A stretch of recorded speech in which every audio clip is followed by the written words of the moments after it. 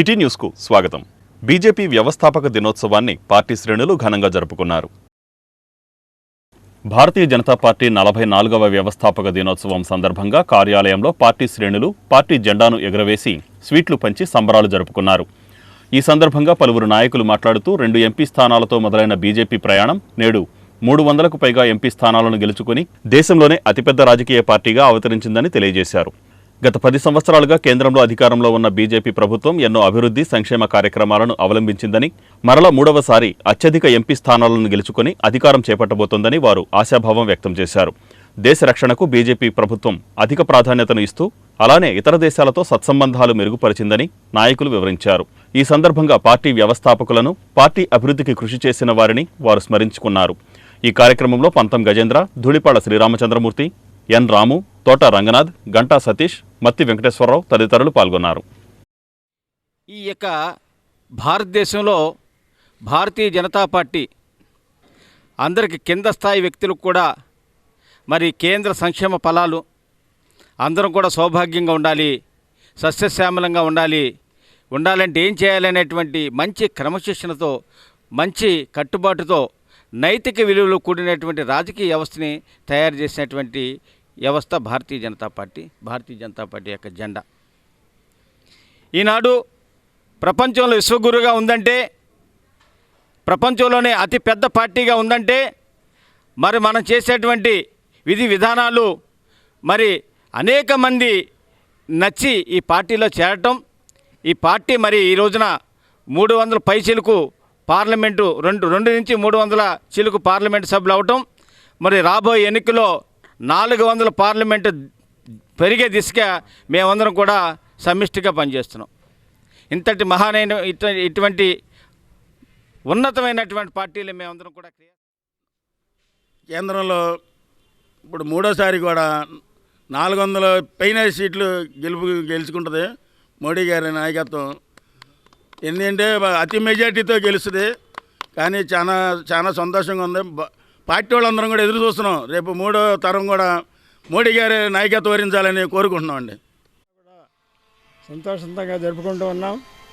Bharatiya Janata party భారతీయ ఆధ్యాత్మిక సాంస్కృతిక విలువల మీద ఆధారపడి సిద్ధాంతమైనటువంటి పార్టీ, విలక్షణమైనటువంటి సిద్ధాంతం కలిగినటువంటి పార్టీ ఏ పార్టీకి లేదు భారతదేశంలో. అటువంటి పార్టీ ఇవాళ దేశవ్యాప్తంగా సుమారుగా 15-16 కోట్ల మంది ఎవరైతే సుశిక్షితులైనటువంటి సభ్యులైనటువంటి పార్టీ, ప్రపంచంలో అతిపెద్ద పార్టీ. ఇవాళ మోడీ గారి నాయకత్వంలో దేశమంతా కూడా గత 10 ఏళ్ల మట్టి కూడా పరుగులు తీస్తూ అభివృద్ధి పదంలో దేశంలో అనేకమైన మార్పులు తీసుకొస్తూ దేశాన్ని ప్రపంచ స్థాయిలో 5వ ఆర్థిక సంస్థగా తీర్చిదిద్దినటువంటి ఘనత మోడీ గారిది. రాబోయేటువంటి ఎన్నికలలో భారతీయ జనతా పార్టీ మిగతా ఎన్డీఏ సభ్యులందరూ కూడా 400 పై స్థానాలు గెలుచుకొని మరి అనేక అభివృద్ధి కార్యక్రమాలు చేపట్టాలి. అలాగే ప్రపంచంలో శక్తివంతమైన దేశంగా, ఆదర్శవంతమైన దేశంగా, ప్రపంచంలో విశ్వగురుగా భారతదేశం రావాలంటే మనం అంతా కూడా Bharatiya Janata party. Y's Men club ఆధ్వర్యంలో రంజాన్ మాసం సందర్భంగా ఉచిత హోమియో వైద్య శిబిరాన్ని నిర్వహించారు. పవిత్ర రంజాన్ మాసాన్ని పురస్కరించుకొని వైజ్మెన్ క్లబ్ ఆధ్వర్యంలో పట్టణంలో పేదలకు ఉచిత హోమియో వైద్య శిబిరాన్ని నిర్వహించారు. డాక్టర్లు ప్రభాకర్, దివ్యలు రోగులకు పరీక్షలు జరిపి ఉచితంగా మందులను పంపిణీ చేశారు. ఈ సందర్భంగా క్లబ్ అధ్యక్షుడు సయ్యద్ పీర్ మాట్లాడుతూ క్లబ్ ఆధ్వర్యంలో అనేక సేవా కార్యక్రమాలను నిర్వహించడం జరుగుతుందని, అందులో ప్రధానంగా ఆరోగ్యానికి ఎక్కువ ప్రాధాన్యతనిస్తున్నట్లు ఆయన వివరించారు. రానున్న కాలంలో మరిన్ని సేవా కార్యక్రమాలు చేపట్టనున్నట్లు ఆయన వివరించారు. ఈ క్యాంపులో నాగలింగేశ్వరరావు, ప్రవీణ్, సయ్యద్, అమాన్, బాజీ, షేరాలి తదితరులు పాల్గొన్నారు. అందరికీ పవిత్ర రంజాన్ మరియు షబే ఖదర్ శుభరాత్రి శుభాకాంక్షలు. పండుగలు మానవునికి సన్మార్గం చూపుతాయి. ప్రపంచంలోని ముస్లింలందరూ పవిత్ర రంజాన్ మాసంలో ఉపవాస దీక్ష పాటిస్తారు. విశ్వాసి మనస్సులో అల్లా సర్వేశ్వరునిపై భయము, భక్తి పెంపొందించడమే పవిత్ర రంజాన్ నిబంధనల అంతరార్థం. ఉపవాసం చెడుల నుండి ఆపే గాలు లాంటి. ఉపవాసం ఉండేవారు తన ధర్మ సమ్మతమైన సంపాదనతో సహరీ, ఇఫ్తార్లలో భుజించాలని ప్రవక్త హజరత్ మొహమ్మద్ గారు ఉద్బోధించారు. మానవ సేవే మాధవ సేవ. ఉపవాసి తనకున్న సంపదలో కొంత నిరుపేదలకు దానం చేయాలి. ఇఫ్తార్ సమయంలో చేతులెత్తి విలపిస్తూ చేసే విన్నపాలు నిష్ఫలం కావు. అల్లా అని పిలిచే పిలుపు సప్త ఆకాశాలపై కొలువై ఉన్న అల్లా దేవుని సింహాసనం దాకా చేరుతుంది. ఇదే పవిత్ర రంజాన్ ఇచ్చే సందేశం. సర్వే జన సుఖినో భవంతు. ధర్మాన్ని కాపాడండి, అది మిమ్మల్ని కాపాడు. ఆమీన్. అందరికీ పవిత్ర రంజాన్ శుభాకాంక్షలు. పండుగలు అనేవి దేవుని చేతనే సృష్టింపబడి పవిత్ర దినాలుగా అవి ఒక ఆదర్శాన్ని, సందేశాన్ని మనకి ఇస్తూ ఉంటాయి. ప్రపంచంలోని ముస్లింలందరూ పవిత్ర రంజాన్ మాసంలో ఉపవాస దీక్ష వహిస్తారు. విశ్వాసి మనస్సులో అల్లా సర్వేశ్వరునిపై భయము, భక్తి పెంపొందించడమే దీని ముఖ్య ఉద్దేశ్యం. రంజాన్ నిబంధనలు అంతరార్థం ఉపవాసం చెడుల నుంచి మనని దూరంగా ఉంచుతుంది. ధర్మసమ్మతమైన సంపాదనతోనే మనం జీవిస్తూ అందులోనే వేరే వాళ్ళకు కూడా దానం అనేది చేస్తూ మనం అల్లా దృష్టిలో మంచిని సాధించాలి. మానవ సేవే మాధవ సేవ. ఉపవాసి చూసారా? జిల్లాలో ఎన్నికలు స్వేచ్ఛగా నిష్పక్షపాతంగా జరుపుటకు అన్ని చర్యలు తీసుకోవాలని జిల్లా కలెక్టర్ డీకే బాలాజీ రిటర్నింగ్ అధికారులను ఆదేశించారు. జిల్లాలో ఎన్నికలు స్వేచ్ఛగా నిష్పక్షపాతంగా నిర్వహించుటకు అన్ని చర్యలు తీసుకోవాలని జిల్లా కలెక్టర్ డీకే బాలాజీ రిటర్నింగ్ అధికారులకు సూచించారు. జిల్లా కలెక్టర్గా పదవీ బాధ్యతలు చేపట్టిన వెంటనే కలెక్టర్ ఛాంబర్లో ఆయా నియోజకవర్గాల రిటర్నింగ్ అధికారులతో కలెక్టర్ సమావేశమై జిల్లా జాయింట్ కలెక్టర్ గీతాంజలి శర్మ జిల్లాలో 1763 పోలింగ్ కేంద్రాలు ఏర్పాటు చేసినట్లు, గత ఎన్నికల అనుభవాలు దృష్టిలో ఉంచుకొని వీటిలో 390 క్రిటికల్ పోలింగ్ కేంద్రాలుగా గుర్తించినట్లు కలెక్టర్కు వివరించారు. ఈ సందర్భంగా కలెక్టర్ మాట్లాడుతూ ఎన్నికల నిర్వహణలో ఎలాంటి పొరపాట్లు జరగకుండా పోలింగ్ సిబ్బందికి సమగ్ర శిక్షణ ఇవ్వాల్సిన అవసరం ఉందన్నారు. పోలింగ్ కేంద్రాల్లో ఓటర్లకు అవసరమైన కనీస సౌకర్యాలు కల్పించాలన్నారు. ఎన్నికల ప్రవర్తన నియమావళి పటిష్టవంతంగా అమలు చేయాలన్నారు. ఎన్నికలలో డబ్బు, మద్యం, మాదక ద్రవ్యాలు, ప్రలోభాల అక్రమ రవాణా అరికట్టాలని, సరిహద్దులలో చెక్పోస్టుల్లో గట్టి నిఘా ఏర్పాటు చేయాలన్నారు. ఈ సమావేశంలో DRO K Chandrasekhararao, ASP G Venkateswararao, వివిధ నియోజకవర్గాల రిటర్నింగ్ అధికారులు పాల్గొన్నారు.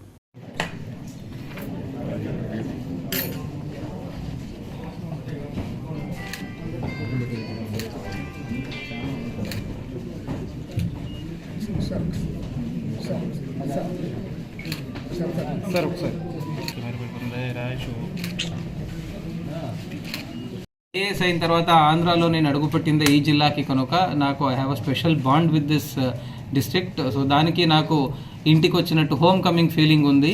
సో ఖచ్చితంగా సో ఈ జిల్లాలో అంటే చాలా వరకు కొద్దిగా జిల్లా జియోగ్రఫీ కూడా ఐడియా ఉంది కనుక సో ఇంకా సక్సెస్ఫుల్లీ ఎలక్షన్స్ని కండక్ట్ చేస్తూ అన్ని విధాలుగాను కూడా జిల్లాను ముందంజగా నడిపించేదానికి అన్ని చర్యలు చేపడతాం. జిల్లాలో ఎన్నికలు విజయవంతంగా నిర్వహిస్తామని జిల్లా కలెక్టర్ డీకే బాలాజీ అన్నారు. జిల్లాలో ఎన్నికలు విజయవంతంగా నిర్వహిస్తామని జిల్లా కలెక్టర్ డీకే బాలాజీ పేర్కొన్నారు. కృష్ణా జిల్లాకు నూతన జిల్లా కలెక్టర్గా నియమితులైన డీకే బాలాజీ కలెక్టరేట్లో పదవీ బాధ్యతలు చేపట్టారు. ఈ సందర్భంగా కలెక్టర్ మాట్లాడుతూ ఐఏఎస్ అయ్యాక ఆంధ్రాలో మొదటిగా అడుగుపెట్టిన జిల్లా ఇదేనని, ఈ జిల్లాలోనే శిక్షణ కూడా పొందానన్నారు. కృష్ణా జిల్లాతో తనకు ప్రత్యేక అనుబంధం ఉందని, అందువల్ల సొంతింటికి వచ్చినట్లుగా అనుభూతి చెందినట్లు కలెక్టర్ తెలిపారు. జిల్లా భౌగోళిక పరిస్థితుల పట్ల అవగాహన ఉందన్నారు. ఎన్నికలు ప్రజాస్వామ్యానికి పండుగ వంటివని, ప్రస్తుతం ఎన్నికల సీజన్ కాబట్టి రాజ్యాంగబద్ధంగా ఎన్నికల సంఘం నిబంధనలకు అనుగుణంగా జిల్లాలో ఎన్నికలు స్వేచ్ఛగా నిష్పక్షపాతంగా నిర్వహించుటకు అన్ని చర్యలు తీసుకుంటామన్నారు. జిల్లా joint collector Geetanjali Sharma, DRO K Chandrasekhararao, ASP G Venkateswararao, MUDA VC P Venkataramana, ఆర్డీఓలు ఎం వాణి, డి రాజు, వివిధ శాఖల జిల్లా అధికారులు జిల్లా కలెక్టర్ను మర్యాదపూర్వకంగా కలిసి శుభాకాంక్షలు తెలిపారు. కృష్ణా జిల్లా కలెక్టర్గా బాధ్యతలు చేపట్టడం జరిగింది. సో ఇప్పుడు ఎలక్షన్ సీజన్ కనుక మనము మన రాజ్యాంగానికి బద్ధంగా so free and fair elections, ఎన్నికల సంఘం డైరెక్టివ్స్ మేరకు ఫ్రీ అండ్ ఫెయిర్ ఎలక్షన్స్ నిష్పక్షపాతంగా జరిపించడానికి అన్ని చర్యలు చేపట్టడం జరుగుతుంది. సో దీంట్లో భాగంగా సో అందరినీ కూడాను అంటే అన్ని ఎంప్లాయీస్ని కూడాను అన్ని డిపార్ట్మెంట్ వాళ్ళని కూడాను ఎలక్షన్ పనిలో సో కలుపుకుంటూ వెళ్తూ సో జిల్లాలో అందరూ కూడా ఇదేమి మనము ప్రజాస్వామ్య పండగ ఏముంది ఎలక్షన్స్ అనేది దాన్ని సక్సెస్ఫుల్ గా జరిపేదానికి అన్ని చర్యలు చేపట్టడం జరుగుతుంది. రాష్ట్రంలో అరాచక పాలనను అంతమొందించేందుకే బీజేపీ, టీడీపీ, జనసేన కూటమిగా ఏర్పడ్డాయని మాజీ ఉపసభాపతి మండలి బుద్ధప్రసాద్ అన్నారు. రాష్ట్రంలో అరాచక పాలన కొనసాగుతున్న సందర్భంలో రాష్ట్ర ప్రజలందరి జీవితాల్లో వెలుగులు నింపి అరాచక పాలనను అంతమొందించడానికి జనసేన, టీడీపీ, బీజేపీలు కూటమిగా ఏర్పడ్డాయని, రాష్ట్ర ప్రయోజనాలే లక్ష్యంగా ప్రజల అభ్యున్నతిని కాంక్షిస్తూ ఏర్పడిన కూటమికి రాష్ట్ర ప్రజలందరూ మద్దతుగా నిలవాలని మాజీ ఉపసభాపతి జనసేన పార్టీ అవనిగడ్డ నియోజకవర్గ కూటమి అభ్యర్థి మండలి బుద్ధప్రసాద్ అన్నారు. ముందుగా నియోజకవర్గం నుండి కూటమి అభ్యర్థిగా తనకు అవకాశం కల్పించిన జనసేన పార్టీ అధినేత పవన్ కళ్యాణ్కి, ఆశీర్వాదం అందించిన తెలుగుదేశం పార్టీ జాతీయ అధ్యక్షులు నారా చంద్రబాబు నాయుడికి ప్రత్యేక కృతజ్ఞతలు తెలిపారు. అవనిగడ్డలోని మండలి స్వగృహంలో జరిగిన మీడియా సమావేశంలో పలు విషయాలపై వివరించారు. ప్రభుత్వ అధికారులు చట్టబద్ధంగా విధులు నిర్వహించే విధంగా తమ ప్రభుత్వం ఏర్పడిన తర్వాత తాము మొట్టమొదట తీసుకునే చర్యగా బుద్ధప్రసాద్ అన్నారు. చిన్న చిన్న విభేదాలను పక్కన పెట్టి పార్టీ గెలుపు కోసం ప్రతి ఒక్కరూ కృషి చేయాలని బుద్ధప్రసాద్ పిలుపునిచ్చారు. వాళ్ళు పవన్ కళ్యాణ్ గారి యొక్క ఆదర్శాలకి ఇవాళ వారు ఆకర్షితులై తమ జేబులో డబ్బులు ఖర్చు పెట్టుకుని వాళ్ళ పార్టీని నడిపిస్తూ వచ్చిన సంగతి మనందరికీ తెలిసిన విషయం. ప్రత్యేకించి వాళ్ళ పవన్ కళ్యాణ్ గారి యొక్క ఆలోచనలు నా ఆలోచనలు దాదాపు ఒకే రకంగా ఉంటాయి. ఎందుకంటే మేము కేవలం రాజకీయం కోసం, ఓట్ల కోసం పనిచేసే వాళ్ళం కాదు. సమాజంలో ఒక మార్పు రావాలి, సమాజంలో ఒక సంస్కరణ రావాల్సిన అవసరం ఉంది, సమాజంలో ఉన్న చెడు భావాలను తొలగించాల్సిన అవసరం ఉంది, సమాజంలో ఉన్న కులతత్వాన్ని పారద్రోలి కుల సామరస్యం తీసుకొచ్చినప్పుడే రాష్ట్రం పురోగతి చెందని చెప్పిన విశ్వాసం మా ఇరువురికి ఉంది. అలాగే తెలుగు భాష పరిరక్షణ విషయంలో కూడా మొట్టమొదటి నుంచి కూడా పవన్ కళ్యాణ్ గారు నాకు అండగా నిలిచారు. వారు కూడా మన నుడి మన నది కార్యక్రమం ద్వారా మన భాషను సంరక్షించుకోవాలి, మన నదులను సంరక్షించుకోవాలని చెప్పిన పిలిపించి కార్యక్రమాలు కూడా చూస్తానికి మనకు తెలిసిన విషయం. ఆ రకంగా మా భావాలు ఇప్పుడు కూడా ఒకే రకంగా ఉన్నాయి. వారితో కూడా నేను అనేక సార్లు ఈ విషయాల మీద పాలు పంచుకున్నప్పుడు కూడా వారికి నా భావాలు తెలుసు, అలాగే వారి భావాలు నేను పూర్తిగా అవగాహన చేసుకునే వ్యక్తిని. మేము ఎప్పుడు కూడా సమాజం గురించి ఆలోచిస్తున్నాం తప్ప, ప్రజల గురించి ఆలోచిస్తున్నాం తప్ప అధికారం కోసం ఆలోచించే వ్యక్తులం కాదని చెప్పి మాత్రం ఈ సందర్భంలో నేను మనవి చేస్తున్నాను. అంచేత జన సైనికులు కూడా ఇవాళ ఆయన యొక్క విశాల భావనల్ని దృష్టిలో పెట్టుకుని వ్యవహరిస్తున్నారు. సంకుచిత భావాలకి ఇవాళ వ్యతిరేకం పవన్ కళ్యాణ్ గారు ఉన్న విషయం మనం గుర్తుంచుకోవాల్సిన అవసరం ఉంది. అందుకే ఇవాళ ఆయన ముఖ్యమంత్రి జగన్మోహన్ రెడ్డి హయాంలోనే port, fishing harbour, medical college వంటివి అభివృద్ధి చెందాయని వైసీపీ ఎమ్మెల్యే అభ్యర్థి పేర్ని కిట్టు అన్నారు. ముఖ్యమంత్రి జగన్మోహన్ రెడ్డి హయాంలోనే port, medical college, fishing harbour వంటివి అభివృద్ధి చెందాయని మచిలీపట్నం నియోజకవర్గ వైసీపీ ఎమ్మెల్యే అభ్యర్థి పేర్ని కిట్టు పేర్కొన్నారు. మచిలీపట్నం నియోజకవర్గ వైసీపీ ఎమ్మెల్యే అభ్యర్థి పేర్ని కిట్టు 48వ డివిజన్లో గడప గడపకు మన ప్రభుత్వం కార్యక్రమంలో పాల్గొన్నారు. ఈ సందర్భంగా డివిజన్లో పేర్ని కిట్టుకు ఘన స్వాగతం పలికారు. గడప గడపకు కిట్టు వెళ్లి ప్రజలకు అందే సంక్షేమ పథకాల వివరాలు తెలుసుకున్నారు. అన్ని వర్గాల సంక్షేమానికి కట్టుబడి పనిచేస్తామని ఆయన హామీ ఇచ్చారు.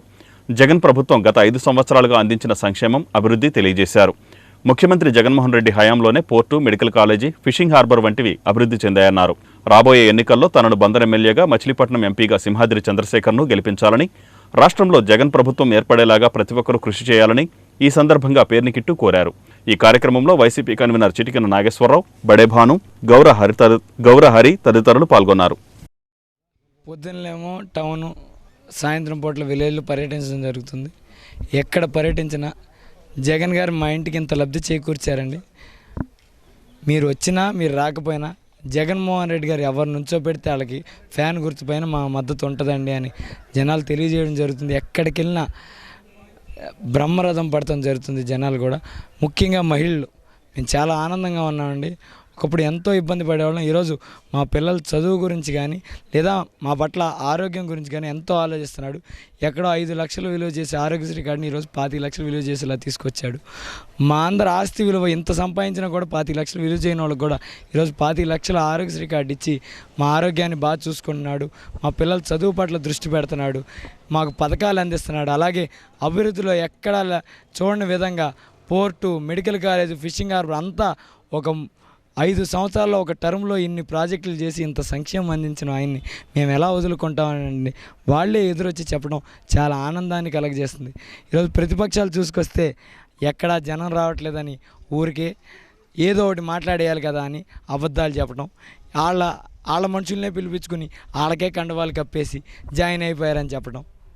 ఒకటే మీ అందరికీ చెప్తున్నా, మీరందరూ అబద్ధాలని లేదా పైనున్న పెత్తందారుల్ని నమ్ముకున్నారు.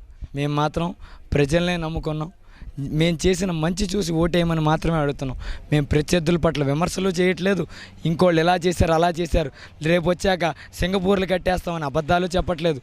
ఒకటే ప్రజలను అడుగుతున్నాం, ఈ 5 ఏళ్లలో మీకు మంచి జరిగితే వాలంటీర్ వ్యవస్థ వల్ల, సచివాలయ వ్యవస్థ వల్ల, లేదా మేము చేసే రకరకాల జగన్మోహన్ రెడ్డి గారు పెట్టిన పథకాల వల్ల, లేదా ఊరికి జరిగిన అభివృద్ధి పట్ల అన్నీ చూసి ఈ 5 సంవత్సరాల్లో మంచి జరుగుంటే మాత్రం జగన్మోహన్ రెడ్డి గారికి మద్దతుగా నిలవండి అనే ఒక్క నినాదంతోనే మేము ముందలు కలుగుతాం. ఎవరిని విమర్శించాల్సిన అవసరం లేదు, ఎవరిని మాట్లాడాల్సిన అవసరం లేదు. మీరు ఎన్ని మాట్లాడినా, మీరు ఎన్ని అబద్ధాలు చెప్పినా, మరీ నిస్సిగ్గుగా ఎలక్షన్ లోపల వైసీపీని ఖాళీ చేసేస్తాం ఈ జాయినింగ్లతో అని మీరు ఎన్ని అబద్ధాలు చెప్పినా, మీకు మరీ ఒక సవాల్ విసురుతున్నా, ఎన్ని జన్మలు ఎత్తినా చంద్రబాబు గారు కానీ ఇక్కడ ఉన్న కొల్లు రవీంద్ర గారు కానీ మీరు తలకిందులుగా తపస్సు చేసినా కూడా వైఎస్ఆర్ కుటుంబం అనేది పెద్దది, చాలా అంటే మీరు ఊహించిన దానికంటే పెద్దది. కనీసం దాని దగ్గరకు కూడా మీరు వెళ్ళలేరు.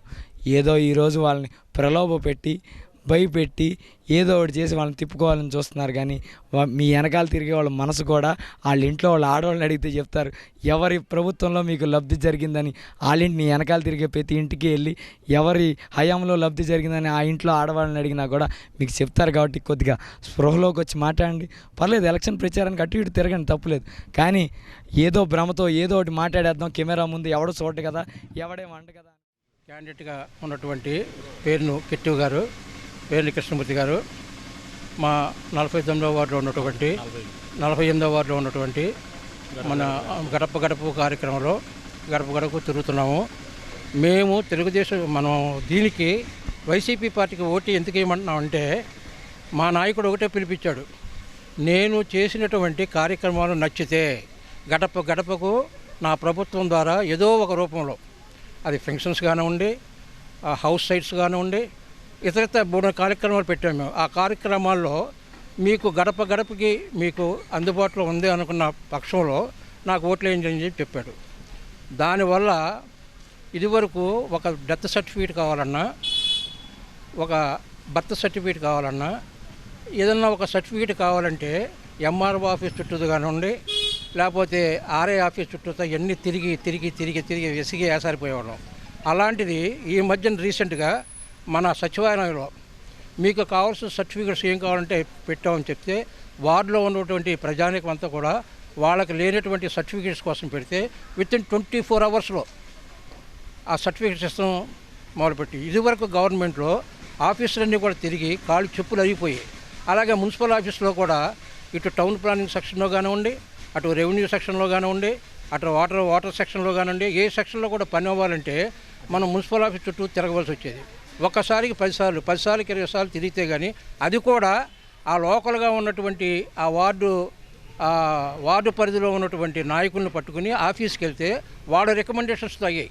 కానీ ఈ రోజు అలా కాకుండా తనను ఆశీర్వదించి పార్లమెంటుకు పంపడం వల్లే పలు అభివృద్ధి కార్యక్రమాలు చేయగలిగానని ఎంపీ వల్లభనేని బాలశౌరి అన్నారు. తనను ఆశీర్వదించి పార్లమెంటుకు పంపడం వల్లే బందరులో పలు అభివృద్ధి పనులు చేయగలిగానని ఎంపీ బాలశౌరి అన్నారు. మచిలీపట్నంలో శుక్రవారం రాత్రి నిర్వహించిన ఆత్మీయ సమావేశంలో ఆయన మాట్లాడుతూ ఈసారి కూడా తనను గెలిపిస్తే పోర్టు ఆధారిత పరిశ్రమలు తీసుకొచ్చి యువతకు ఉపాధి అవకాశాలు కల్పించడంతో పాటు పలు అభివృద్ధి పనులు చేపడతామన్నారు. భోగరాజు పట్టాభి సీతారామయ్య స్మారక భవన నిర్మాణానికి తను నిధులు మంజూరు చేయిస్తే భవన నిర్మాణానికి అనుమతులు ఇప్పించకుండా స్థానిక ఎమ్మెల్యే పేర్ని నాని అడుగడుగునా అడ్డుపడ్డారని ఆరోపించారు. అదే వైకాపా కార్యాలయాన్ని మాత్రం యుద్ధ ప్రాతిపదికన నిర్మించుకున్నారన్నారు. మచిలీపట్నం నియోజకవర్గంలో పేర్ని నాని ఆపిన అభివృద్ధిని ప్రజల ముందు ఆధారాలతో నిరూపిస్తానన్నారు. జూన్ 4 నుంచి పేర్ని నాని ఇంటి నుండి బయటకు వచ్చే పరిస్థితి ఉండదన్నారు. కొనకళ్ళ నారాయణ మాట్లాడుతూ రాష్ట్రాభివృద్ధే ధ్యేయంగా తెలుగుదేశం పార్టీ, భారతీయ జనతా పార్టీ, జనసేన కలిసి పోరాటం చేస్తున్నాయని, కూటమి అభ్యర్థుల గెలుపునకు అందరూ సమిష్టిగా కృషి చేయాలని కోరారు. కొల్లు రవీంద్ర మాట్లాడుతూ అన్ని వర్గాల్ని మోసం చేసిన జగన్కు గుణపాఠం చెప్పాల్సిన సమయం వచ్చిందన్నారు. మొదట బాలశౌరి మచిలీపట్నం 3 స్తంభాల సెంటర్కు చేరుకోగా కొల్లు రవీంద్ర, కొనకళ్ళ నారాయణ, బండి రామకృష్ణ స్వాగతం పలికారు. కూటమి అభిమానులు, కార్యకర్తలు అధిక సంఖ్యలో పాల్గొన్నారు.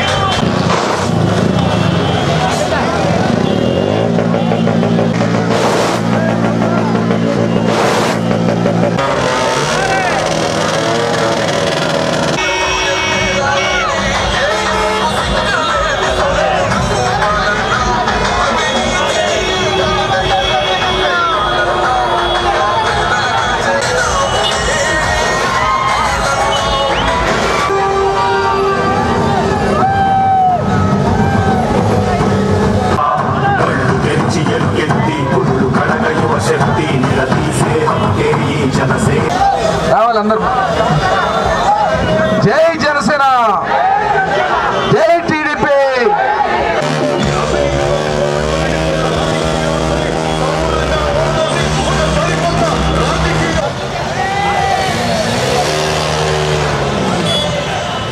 మచిలీపట్నానికి మరి తొలిసారి కార్యకర్తలందరితో కూడా జనసేన, తెలుగుదేశం పార్టీ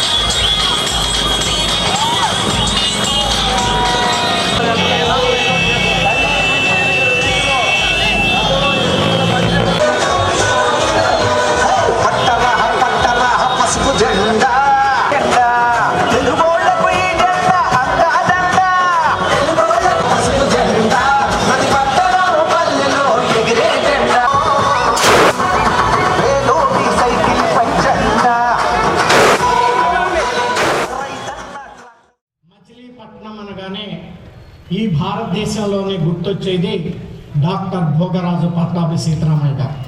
పెద్దలు భోగరాజు పట్టాభి సీతారామయ్య గారి గురించి మీకు ఒక 2 నిమిషాలు చెప్తాను. ఆయన మహాత్మా గాంధీ గారితోటి సమకాలికుడు.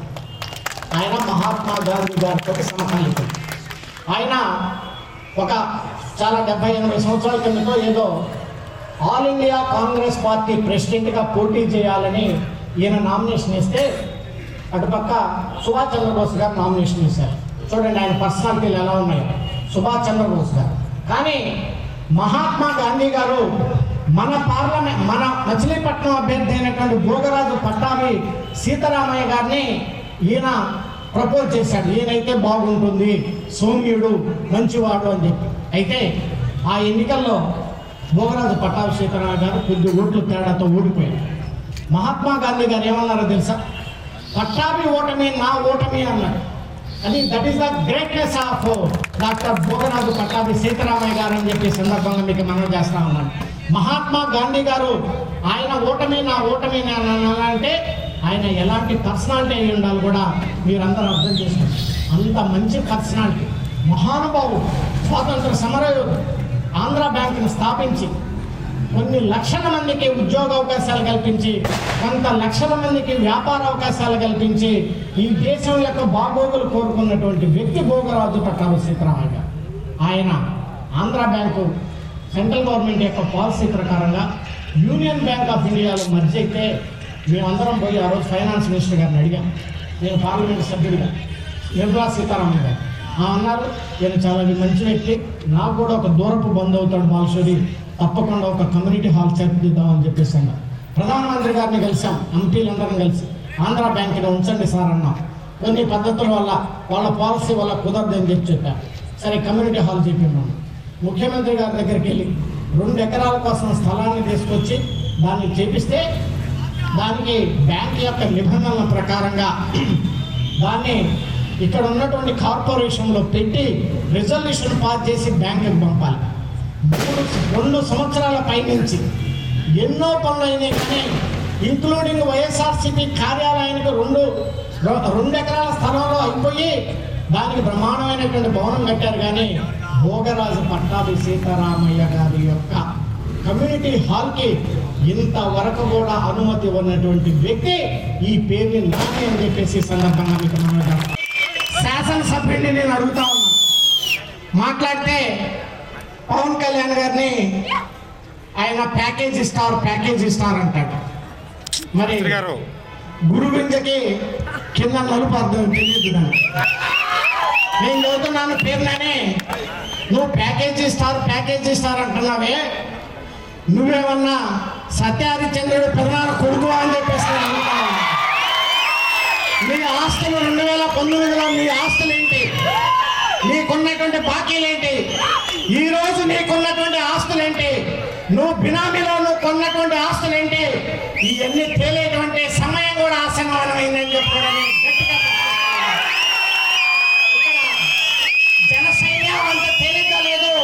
నువ్వు మాట్లాడితే నువ్వు ప్యాకేజ్ తీసుకొని ప్యాకేజ్ ఇస్తారంటే ఇక్కడ పడటానికి ఎవరు లేరు అని కూడా ఈ సందర్భంగా నేను మనం చేస్తా ఉన్నాను. మీ అందరికీ తెలుసు ఈ బందర్ యొక్క పోర్టు నిర్మాణం నేను ఏ రకంగా ఈ డెవలప్మెంట్ యాక్టివిటీలో నేను భాగస్వామిని అయ్యాను కూడా మీ అందరికీ తెలుసు. అంతకుముందు పోర్టు దాదాపు 2 సార్లు ఫైనాన్షియల్ క్లోజర్ రిజెక్ట్ అయితే పవర్ ఫైనాన్స్ కార్పొరేషన్ చైర్మన్ ద్వారా ఒక పార్లమెంటు సభ్యుడిగా, స్థానిక పార్లమెంటు సభ్యుడిగా నా బాధ్యత నిర్వహిస్తూ మరి ఇక్కడ రాష్ట్రంలో ఉన్నటువంటి అధికారులను తీసుకెళ్ళి వాళ్ళ చేత మీటింగులు పెట్టించి దాదాపు 4,000 కోట్ల రూపాయలు తీసుకొచ్చి ఈరోజు పనులు ప్రారంభమవుతున్నాయంటే మీరందరూ ఆశీర్వదించి నన్ను ఢిల్లీ పంపబెట్టి అది జరిగిందనేటువంటి విషయాన్ని ఆలోచించాల్సిన అవసరం ఉంది.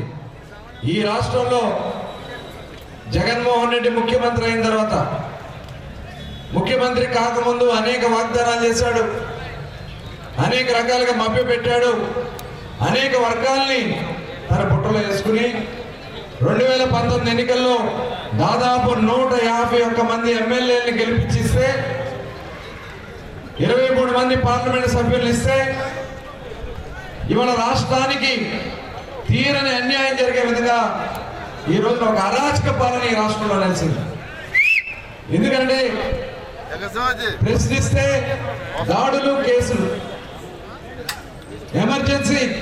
ఇందిరాగాంధీ గారు ఒకప్పుడు ఎమర్జెన్సీ పెడితే అప్పుడు కూడా ఇలాంటి పరిస్థితులు లేవేమో, కానీ ఇవాళ మన రాష్ట్రంలో అంతకంటే ఘోరమైనటువంటి పరిస్థితులు ఇవాళ జగన్మోహన్ రెడ్డి కల్పిస్తా ఉన్నాడు. ఈ అప్రకటిత ఎమర్జెన్సీని అంతమొందించాల్సినటువంటి అవసరం ఆసనమైంది. ప్రజలకు ఇచ్చినటువంటి వాగ్దానాలన్నీ కూడా మాట తప్పినటువంటి వ్యక్తికి బుద్ధి చెప్పాల్సినటువంటి సమయం ఆసనమైంది.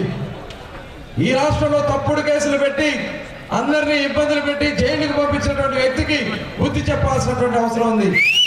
ఎస్సీల్ని, ఎస్టీల్ని, బీసీల్ని, మైనార్టీల్ని, అన్ని వర్గాల్ని మోసం చేసినటువంటి వ్యక్తికి బుద్ధి చెప్పాల్సినటువంటి సమయం ఆసనమైంది. దానికోసమే ఎన్ని కష్టాలు, ఇబ్బందులు వచ్చినా చంద్రబాబు నాయుడు గారిని 53 రోజుల పాటు జైల్లో పెట్టిన సందర్భంలో పవన్ కళ్యాణ్ గారు ఆయనకు పూర్తి మద్దతు ఇవ్వడమే కాకుండా రేపు ఎప్పుడు ఎన్నికలు జరిగినా జనసేన, తెలుగుదేశం కలిసి పోటీ చేశామని చెప్పి ప్రకటించారు పవన్ కళ్యాణ్ గారు. అదే కాదు, భారతీయ జనతా పార్టీ ఎందుకంటే ఇవాళ కేంద్రంలో బలమైన శక్తిగా ఉంది. ఈ రాష్ట్రంలో ఎన్నికలు జరుపుకోవాలంటే చాలా ఇబ్బందులు ఉన్నాయి. ఈ రాష్ట్రంలో శాంతి భద్రతలు లేవు, అరాచకం ఉంది. ఎన్నికలు కూడా సాయాలుగా చేసుకునే పరిస్థితి లేదు. ఇవాళ ఈ రాష్ట్రానికి 14 లక్షల కోట్ల అప్పులు అయిపోయినాయి. తిరిగి మళ్ళీ పరిపాలన చేయాలన్నా, తిరిగి మళ్ళీ ఈ రాష్ట్రంలో ప్రజాస్వామ్యాన్ని నిలబెట్టాలన్నా భారతీయ జనతా పార్టీ సపోర్ట్ కూడా అవసరం అనే ఉద్దేశంతో ఇవాళ కొన్ని ఇబ్బందులు, కొన్ని కష్టాలు వచ్చినా అందరినీ కూడా ఒప్పించుకుందామని మొట్టమొదట బీజేపీని కూడా ఒప్పించినటువంటి వ్యక్తి పవన్ కళ్యాణ్ గారు అని కూడా ఈ సందర్భంగా తెలియజేస్తున్నాను. వారు కూడా మరి ఈ రోజున జనసేన, తెలుగుదేశం, భారతీయ జనతా పార్టీ పొత్తుల్లో కూడా, ఎందుకంటే అక్కడ అభ్యర్థుల్ని చాలా మంది పవన్ కళ్యాణ్ గారిని రకరకాలుగా విమర్శించారు. ప్యాకేజ్ ఇస్తారన్నారు, టికెట్ల విషయంలో టికెట్లకి వాళ్ళకి అప్పచెప్పేశారన్నారు. ఇట్లా రకరకాలుగా వదంతులు సృష్టించిన ఆయన ఎక్కడ కూడా వెనక తగ్గకుండా చంద్రబాబు నాయుడు గారు కూడా ఆయన పూర్తి సహకారాలు ఇస్తూ, ఇవాళ మోడీ గారు కూడా సహకారం ఇస్తూ మనం ఇవాళ ముందుకెళ్తా ఉన్నాం. ఎవరు కూడా భయపడాల్సిన అవసరం లేదు. ఈ రాష్ట్రంలో సెక్యులర్ పరిపాలన జరుగుద్ది. ముస్లిం సోదరులకి రక్షణగా ఉండేది జనసేన, తెలుగుదేశం, భారతీయ జనతా పార్టీ కూడా ఈ సందర్భంగా తెలియజేస్తా ఉన్నా. అలాగే క్రిస్టియన్ సోదరులు కూడా మత సామరస్యాన్ని కాపాడుతాం. మీరెవరు కూడా అధైర్యపడతారు కూడా ఈ సందర్భంగా అందరూ కూడా తెలియజేస్తా ఉన్నాం. అద్భుతంగా జరిగింది. ప్రజలకి ఒక పట్టుదల వచ్చింది. ఇవాళ జనసేన, తెలుగుదేశం పార్టీ కలయిక ఒక అరాచక ప్రభుత్వాన్ని, ఒక నియంతృత్వ ప్రభుత్వాన్ని గద్దె దించాలనే ఒక మంచి మనోభాషయంతో జరిగింది. దానికి తోడుగా భారతీయ జనతా పార్టీ కూడా ముగ్గురు ఎన్డీఏగా ఏర్పడి ప్రజాస్వామ్యాన్ని కాపాడటమే ప్రధానంగా, రాష్ట్ర అభివృద్ధి ప్రధానంగా, అవినీతిని అరికట్టి ప్రజాస్వామ్యాన్ని బతికించడం కోసం ఈ మూడు పార్టీలు కూడా ఒక సమైక్యంగా ఏర్పడి పోరాటం చేస్తూ ఉన్నాయి. కొల్లు రవీంద్ర గారు చెప్పారు, 7 నియోజకవర్గాలని గెలిపించాల్సిన బాధ్యత నా నెత్తి మీద ఎత్తున్న 5 ఏళ్ళు అయింది. నేను 5 ఏళ్ళగా జిల్లా పార్టీ అధ్యక్షుడిగా ఉన్నాను. నాదే బాధ్యత. ఇవాళ ఉమ్మడి అభ్యర్థులుగా మనం ఎప్పుడైతే ఒక అలయన్స్ పెట్టుకున్నామో, ఒక పవిత్రమైన ఆశయంతో, ఒక మంచి ఉద్దేశంతో అలయన్స్ పెట్టుకున్నాం.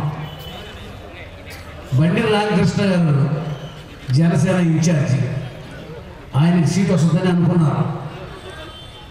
కొల్లు రవీంద్ర గారికి సీట్ వస్తే ఏ రకమైన కండిషన్స్ లేకుండా పెద్ద మనసుతో అతను వెంటనే కార్యక్రమంలో దిగి కొల్లు రవీంద్ర కోసం, కొల్లు రవీంద్ర గెలుపు కోసం అహర్నిశలు కష్టపడతా ఉన్నారు. ఎప్పుడైతే అలయన్స్ ఏర్పడిందో నేను చంద్రబాబు నాయుడు గారితో నాకు సహకరించిన పార్టీకి నేను తిరిగి సహకరించాలని నాకు అనిపించింది. నాకు 3 సార్లు పార్లమెంట్గా పోటీ చేసే అవకాశం ఇచ్చారు. నేను 2 సార్లు గెలిచాను. నాకు సంతృప్తిగానే ఉంది రాజకీయ జీవితం. మీరు కావాలంటే వచ్చే ఎన్నికల్లో జనసేనలో మీరు నా ఎంపీ సీట్ కావాలంటే ఇచ్చుకోవచ్చు, నేను పూర్తిగా సహకరిస్తాను. దీనికి ఏ రకమైన కండిషన్స్ లేవు అని చెప్పి చంద్రబాబు నాయుడు గారు చెప్పడం జరిగింది. ఇవాళ జనసేన అభ్యర్థిగా బాలస్వామి గారు వస్తే నాకు నిజంగా సంతోషం వచ్చింది. కారణం ఏంటంటే పోర్ట్ అనేది నా కళ. మచిలీపట్నంలో పుట్టాను. ఎదుగు ఒడుగులని మచిలీపట్నం ఎదగాలని చెప్పి ఉద్యమాల ద్వారా ఈ పోర్టులో మచిలీపట్నం పోర్టు పూర్వ చరిత్ర ఏంటంటే, ఎవరన్నా పోర్టు ఉంచితే మచిలీపట్నంలో పోర్టుకి అవకాశం లేదు, ఫీజిబిలిటీ లేదు, మచిలీపట్నంలో పోర్టు నిర్మాణం కష్టం అని చెప్పి కాకినాడకు నిధులు పంపించేవాళ్ళు. ఏది అసాధ్యం, పోరాడితే ఏది అసాధ్యం కాదు, పోరాడితే పోయేది బానిస సంఖ్యలు తప్ప ఏమీ కాదని చెప్పి పోర్టు కోసం ఉద్యమం చేశాం. మరి కొల్లు రవీంద్ర, కోస్తా మురళి, ఆయన ఇంటి పేరు అయితే కోస్తా అని పెట్టేసుకున్నాడు. కోస్తా జాతీయ రహదారి కోసం ఒక నాయకుడు బాబా పూర్తిగా ఆ టెంట్లోనే ఉండేవాడు. అన్ని రాజకీయ పార్టీలు కూడా మచిలీపట్నం అభివృద్ధి కోసం పోరాటం చేసినాయి. ఈరోజు 3 స్తంభాల దగ్గర నుంచి ఈ యాత్రను చూస్తే ఎలా అనిపిస్తుందంటే నాకు ఇది ఒక పరిచయ యాత్రలాగా లేదు, ఇది విజయ యాత్రలాగా ఉంది, విజయ యాత్ర సభగా ఉంది. అక్కడ వైసీపీ పార్టీలకి కాళ్ళలో ఒరుగు కొడుతుంది ఎందులో వాళ్ళు పెరుగుతున్నాయి. ఎందుకు తెలుసా? వాళ్ళు చేసిన అన్యాయాలు వాళ్ళే కొడుతున్నాయి. ఎందుకు అన్యాయాలు చేశారో, ఎవరికి అన్యాయం చేశారో అన్నీ మీకు తెలుసు. మనందరం కూడా ఒకే మాట మీద ఉండి ఇంకా 35 రోజులు ఉన్న మిత్రమా అందరూ కష్టపడాలి. ఎందుకంటే మన రాష్ట్రాన్ని కాపాడుకుంటూ మనందరి బాధ్యత. ఇక్కడ మనం కొల్లు రవీంద్ర గారిని బాలశౌరి గారిని గెలిపించుకుంటూ మన బాధ్యత. ఒక ఓటు సైకిల్కి, ఒక ఓటు గ్లాసు కేసి అఖండ విధిగా గెలిపించుకోవాలని కోరుకుంటూ అవకాశం ఇచ్చే పెద్దలందరికీ ధన్యవాదాలు చెప్పుకుంటున్నాను. జై చంద్రబాబు. ఈ వార్తలు ఇంతటితో సమాప్తం. నమస్కారం.